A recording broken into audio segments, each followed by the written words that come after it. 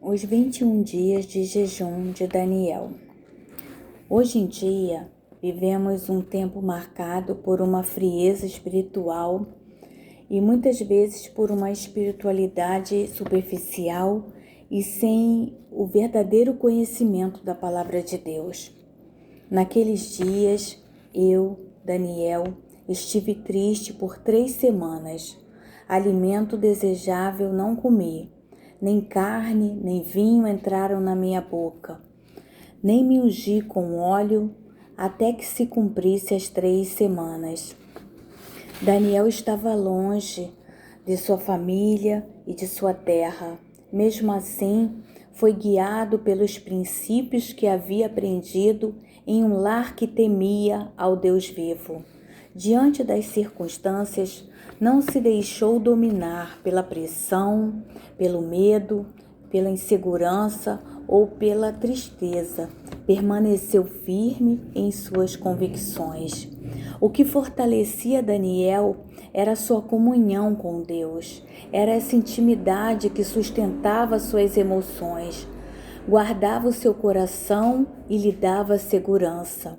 Em meio ao abandono, à solidão, ele se agarrou ao Senhor como um náufrago se agarra ao único pedaço de madeira em meio ao oceano. Deus não rejeita aqueles que permanecem fiéis. Pelo contrário, Ele honra seus filhos.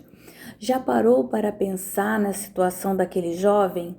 Retirado de sua família, levado para uma terra estrangeira, obrigado a conviver com uma cultura e costumes completamente diferentes daqueles que ele havia sido criado?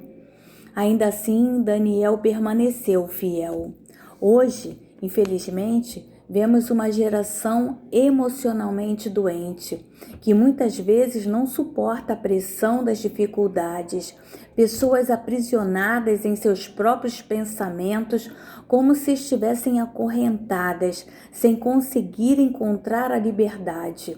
Daniel jejuou para permanecer firme e ligado a Deus. Durante aquele período, enfrentou uma intensa batalha espiritual.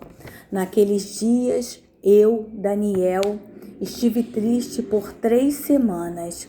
A resposta parecia não chegar, mas Daniel não desistiu. Continuou orando, jejuando e confiando. Suas palavras não foram em vão. Eis que certa mão me tocou e fez com que me movesse sobre os meus joelhos e sobre as palmas das minhas mãos, e me disse: Daniel, homem muito amado, entende as palavras que eu vou te dizer. Levanta-te sobre os teus pés, porque a ti sou enviado. Naquele momento de súplica, tristeza e humilhação diante de Deus, o Senhor fez Daniel se levantar. Sobre a sua dor, ele foi fortalecido. A mão de Deus restaurou suas forças. Assim também acontece conosco. A vida não é fácil, muitas situações assolam nossa alma, mas o que nos faz levantar não é a nossa própria força, é a mão de Deus estendida sobre nós, em resposta à nossa confiança e à nossa postura diante das dificuldades. Então me disse: não temas, Daniel, porque desde o primeiro dia em que aplicaste o teu coração a compreender e a humilhar-se perante o teu Deus, são ouvidas as tuas palavras, e eu vim por causa das tuas palavras. A situação de Daniel era extremamente difícil, mas ele se agarrou à única esperança capaz de salvá-lo. Sua confiança em Deus não era apenas um Deus qualquer, era o seu Deus, o Deus verdadeiro, único, soberano e poderoso, aquele que seus pais lhe ensinaram a temer, amar e confiar.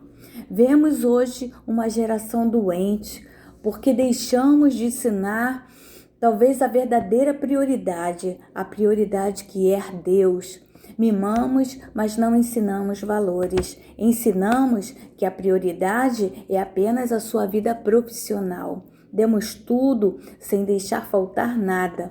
Tomamos suas dores, justificamos seus erros, privamos de qualquer sofrimento. Demos voz aonde, no tempo, ainda que não deveriam tê-las.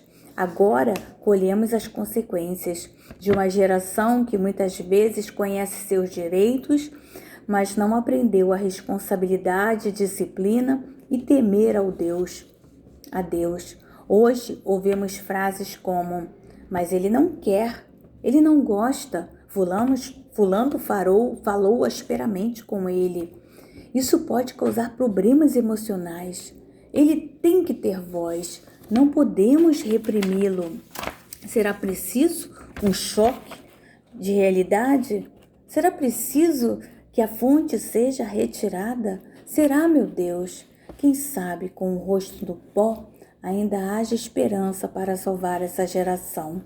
Que Deus tenha misericórdia desta geração que não aprendeu ou não foi ensinada da maneira como deveria. Que jamais deixemos de transmitir aos nossos filhos e às próximas gerações o temor ao Senhor, pois esse é o fundamento que os sustentará nos dias difíceis, assim como sustentou Daniel. Amém. Que Deus tenha misericórdia.